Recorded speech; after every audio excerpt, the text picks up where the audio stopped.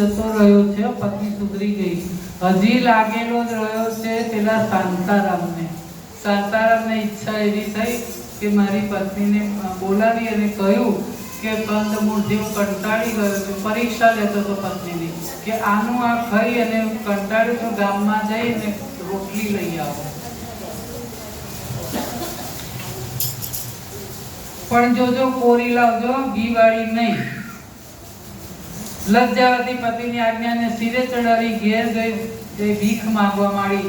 લોકો ઓળખતા હતા, કારણ કે ગામના લોકો તો ઓળખે કે આટલા બધા કેટલા બધા જાહો જલાલીના જે ભીખ માંગવા નીકળી છે. લજ્જાવતી એમની ઘરની બહુ શરમ આવતી હતી રોટલી આપતા, જેને આપતા શરમ આવતી હતી. માંગતા તો શરમ નથી આવતી, કારણ કે પતિની આજ્ઞા પાડવાની હતી.